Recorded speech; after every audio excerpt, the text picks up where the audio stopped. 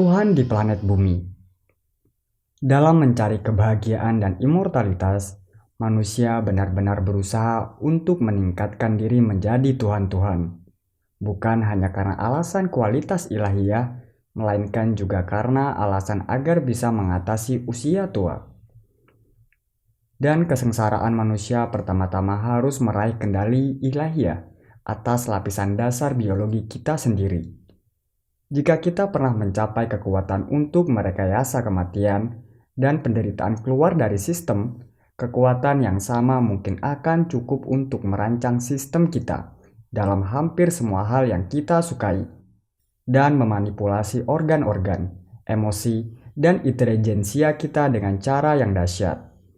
Anda bisa membeli untuk diri Anda sendiri kekuatan Hercules, sensualitas Aphrodite, kebijaksanaan Athena, atau kegilaan Dionysus, jika itu yang ingin Anda tuju.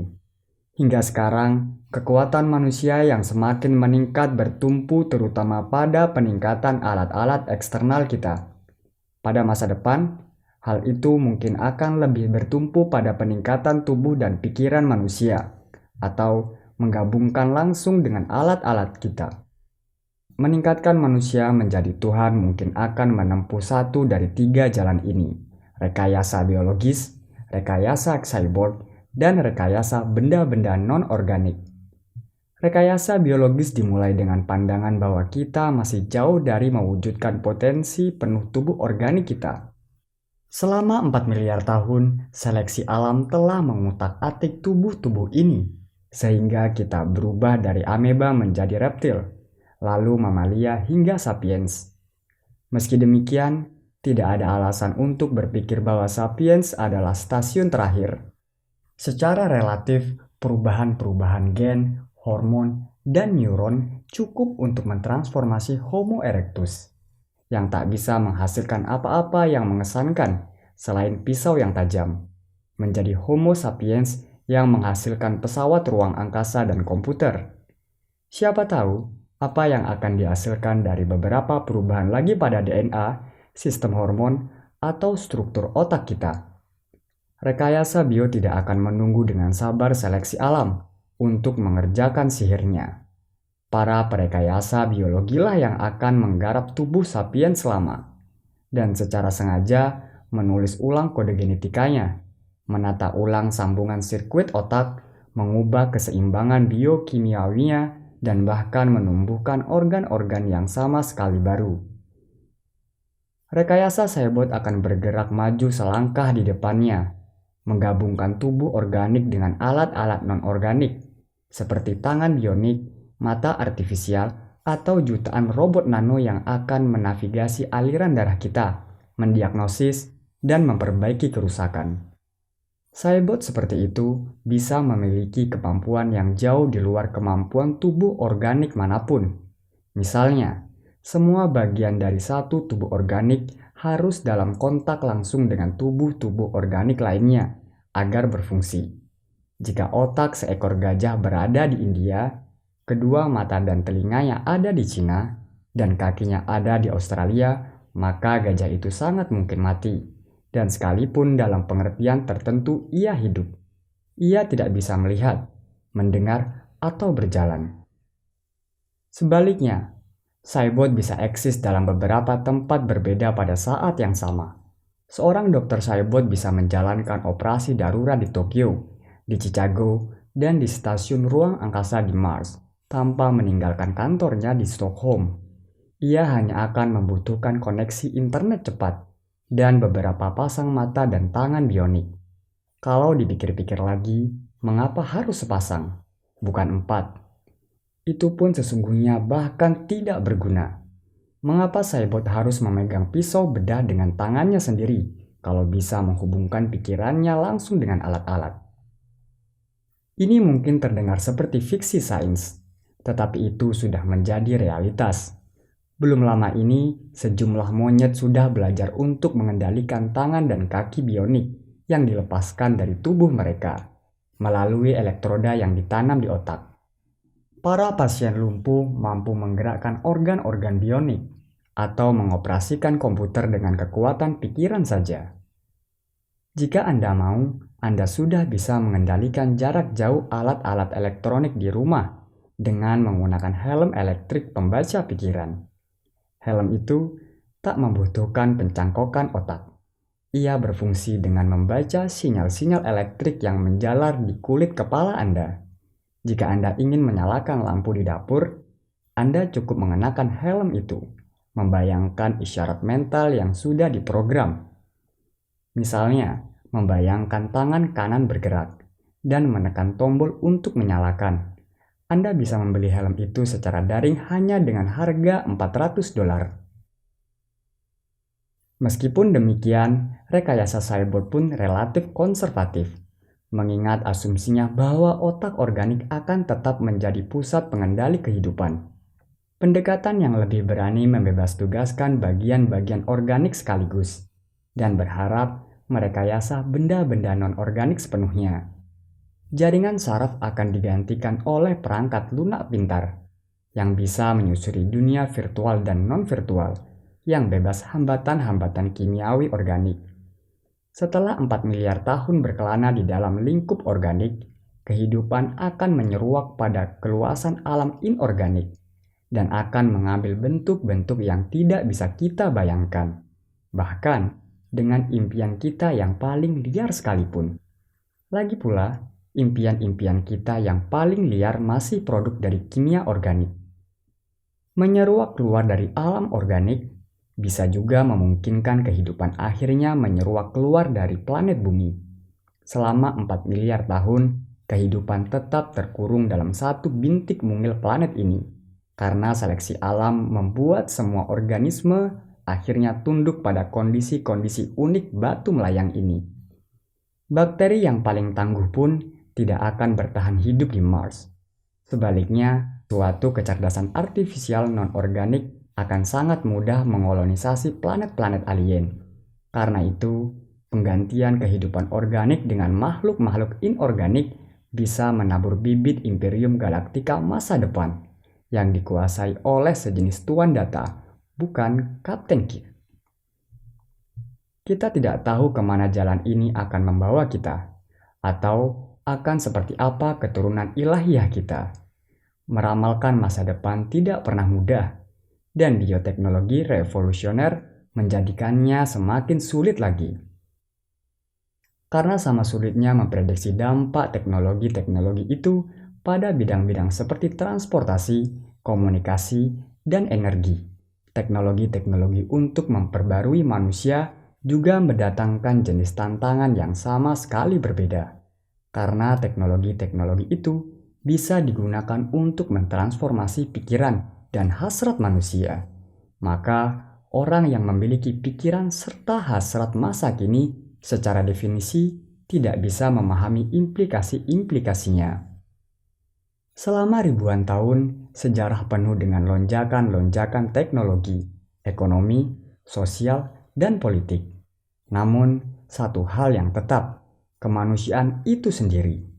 Alat-alat dan institusi-institusi kita sangat berbeda dari yang ada pada masa biblikal. Tetapi, struktur terdalam pikiran manusia tetap sama. Itulah sebabnya kita masih bisa menemukan diri kita sendiri di antara halaman-halaman Injil, dalam tulisan-tulisan Konfusius, atau dalam tragedi-tragedi Sophocles dan Euripides.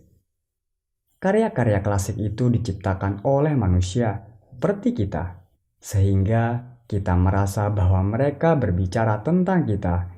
Dalam produksi teater modern, Oedipus, Hamlet, dan Othello bisa mengenakan jeans dan kaos serta punya akun Facebook. Tetapi konflik-konflik emosional mereka tetap sama sebagaimana drama aslinya. Meskipun demikian, ketika teknologi memungkinkan kita untuk merekayasa ulang pikiran manusia, Homo sapiens akan hilang. Sejarah manusia akan sampai titik akhir dan sebuah jenis proses yang sama sekali baru akan bermula, di mana orang-orang seperti Anda dan saya tidak bisa memahaminya. Banyak ahli berusaha memprediksi seperti apa dunia pada 2100 atau 2200. Ini membuang-buang waktu.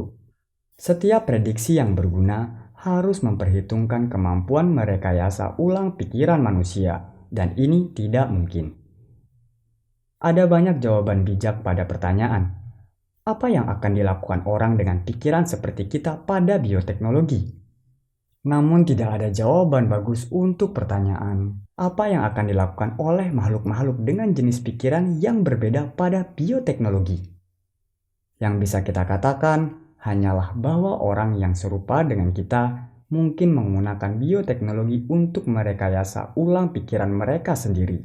Dan pikiran-pikiran masa kita sekarang tidak bisa menjangkau apa yang mungkin terjadi berikutnya. Meskipun detailnya kabur, kita tetap bisa yakin tentang arah umum sejarah. Pada abad ke-21, proyek besar ketiga manusia adalah mendapatkan kekuatan ilahiyah penciptaan dan destruksi untuk kita, kemudian meningkatkan Homo sapiens menjadi Homo Deus. Proyek ketiga ini jelas memasukkan dua proyek pertama dan digerakkan oleh keduanya. Kita menginginkan kemampuan untuk merekayasa ulang tubuh dan pikiran kita secara berurutan. Di atas itu semua, untuk meloloskan diri dari usia tua, kematian, dan penderitaan. Tetapi begitu kita mendapatkannya, siapa pula yang tahu apa yang akan kita lakukan dengan kemampuan seperti itu? Jadi, mungkin kita bisa berpikir agenda baru manusia sesungguhnya hanya berisi satu proyek dengan banyak cabang mencapai keilahian. Jika ini terdengar tidak ilmiah atau benar-benar esentrik, itu karena orang sering salah memahami makna keilahian. Keilahian bukanlah kualitas metafisik yang samar, dan ia tidak sama dengan kemahakuasaan. Ketika berbicara tentang memperbarui manusia menjadi Tuhan, cobalah pikirkan dengan pemahaman tentang dewa-dewa Yunani atau Hindu, bukan Bapa di surga yang maha kuasa ala Injil. Keturunan-keturunan kita masih akan memiliki kelemahan-kelemahan, kekakuan-kekakuan, dan keterbatasan-keterbatasan, sebagaimana dimiliki Zeus dan Indra. Namun, mereka bisa mencintai, membenci, menciptakan, dan menghancurkan dengan kekuatan yang jauh dikdaya ketimbang kita. Sepanjang sejarah, kebanyakan dewa diyakini tidak memiliki kemahakuasaan, tetapi kemampuan super spesifik seperti kemampuan merancang dan menciptakan makhluk hidup, mentransformasi tubuh mereka sendiri, mengendalikan lingkungan dan cuaca, membaca pikiran dan berkomunikasi dari jarak jauh, berpergian dengan kecepatan sangat tinggi, dan tentu saja bebas dari kematian serta hidup selamanya. Manusia sedang punya urusan untuk memperoleh semua kemampuan itu, dan lebih banyak lagi. Kemampuan-kemampuan tradisional tertentu yang dulu dianggap ilahiyah selama beberapa milenia, hari ini sudah menjadi sangat umum, sehingga kita nyaris tak pernah memikirkannya. Rata-rata orang sekarang bergerak dan berkomunikasi dalam jarak jauh dengan cara yang jauh lebih mudah ketimbang dewa-dewa lama Yunani, Hindu, atau Afrika. Misalnya, masyarakat Igbo di Nigeria percaya bahwa dewa pencipta Chukwu mula-mula ingin membuat orang immortal. Dia mengirim seekor anjing untuk memberitahu manusia bahwa ketika seseorang mati, mereka harus memercikkan abu ke atas mayatnya, dan mayat itu akan kembali hidup. Sayang sekali, anjing itu kelelahan dan membuang-buang waktu di jalan.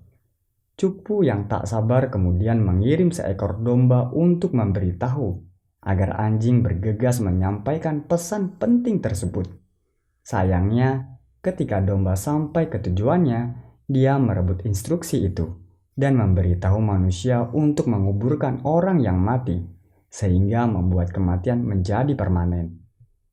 Itulah kenapa kita sekarang, sebagai manusia, harus mati. Andai saja Chukwu punya akun Twitter, tidak mengandalkan anjing yang lemot, serta domba dungu untuk menyampaikan pesan. Dalam masyarakat agrikultur kuno, banyak agama yang anehnya sangat sedikit memperhatikan masalah metafisik dan kehidupan setelah mati. Yang terjadi, agama-agama itu fokus pada isu yang sangat duniawi, tentang menaikkan hasil pertanian. Maka Tuhan Perjanjian Lama tidak pernah menjanjikan pahala dan hukuman setelah kematian. Yang ada, Dia memberitahu kaum Israel bahwa jika kalian menjalankan dengan hati-hati perintah yang Saya berikan kepada kalian, maka Saya akan mengirim hujan ke tanah musim ini, dan kalian akan panen biji-bijian, anggur, dan minyak. Saya akan menyediakan rumput di lapangan untuk ternak, dan kalian akan makan dan kenyang. Berhati-hatilah, jika tidak, hati kalian akan memperdaya kalian, dan kalian akan berbelok untuk mengabdi kepada tuhan-tuhan lain dan menyembah mereka. Murka Tuhan akan membakar kalian, sehingga Dia akan mencegah langit dan hujan tidak akan turun.